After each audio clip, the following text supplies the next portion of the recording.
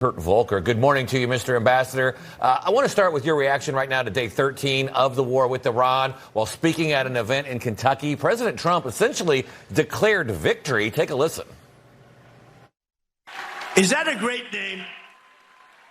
Well, it's only good if you win. You know, you can only do. And we've won. Let me tell you, we've won. You know, you never like to say too early you won. We won. We won the bet. In the first hour, it was over. But we won. Now, I get it, Mr. Ambassador. From a military standpoint, it's clear this war is going to end when the president wants it and the U.S. will win. But do you worry this could be a mission a mission accomplished moment for the president that really backfired on George W.? Well, it doesn't look like winning right now. You have Iran calling the shots in the Persian Gulf right now. They are closing the Gulf. Shippers are afraid to go through. That is stopping oil exports, and that is driving up oil prices globally. The regime remains in place. We've decapitated it, but they've chosen a new leader, and they're still there. They're still repressing those protesters and people that we were concerned about before all this started. So right now we have a big mess. I think that the decision to go in should have been a decision to go all the way, and that we really need to remove the regime, because without that, I think we're going to see this kind of continued pressure from Iran on neighbors, on shipping, on markets, and a renewed desire to acquire nuclear weapons all over again. Mr. Ambassador, your words struck me. I'm sure they struck our viewers, too. And you saying that it doesn't look like winning right now. And there are serious concerns about the security now surrounding the Strait of Hormuz. Reuters reporting at least 6 vessels have been struck so far near the Strait in Iraqi waters. What are your thoughts on this? Yeah, I'm very concerned about it, because I think in some ways maybe one of the worst possible outcomes is going halfway.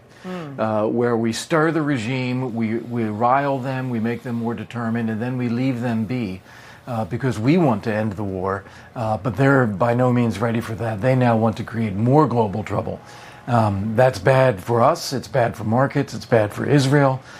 So I think that we really do need to take a fresh look at how do we make sure we secure a removal of the regime and put in place something that is going to be a government that we can deal with. Yeah. So, Mr. Ambassador, NATO countries, obviously, Europeans have not joined the offensive strikes, and you've got NATO Secretary General Mark Rutte reportedly stating that there are absolutely no plans for NATO to participate directly. But do you worry there could be a diplomatic hangover from this when you get the UK and France suddenly saying, yeah, we'll send our troops there after it's basically done? Yeah, I think that was a miscalculation on their part.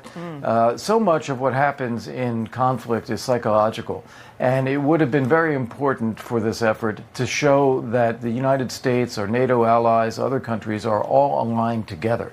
And that was a miscalculation on the part of the Europeans for not understanding the moment, but also, I would argue, a miscalculation on the part of the Trump administration for not laying the groundwork for that.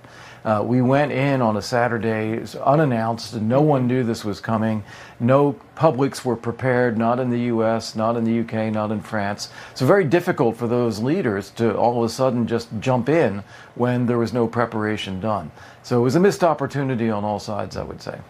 Mr. Ambassador, I'd like to get your thoughts on an alert sent out by the FBI warning police departments in California that Iran could retaliate by trying to launch drones in the West Coast. So President Trump said Wednesday that he's not worried about Iran hitting U.S. soil at all. Should we be worried about this? Should we be worried about sleeper cells already here in this country?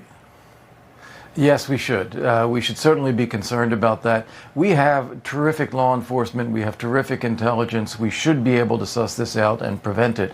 But we need to be razor focused on this. This is something that if Iran has the ability to do it, they will do it. So we have to really put all our attention on to preventing those kind of attacks. And I would be more concerned about the sleeper cells and terrorist attacks than I would be about drones. Drones requires a little bit of bringing things into the country or establishing some kind of command and control.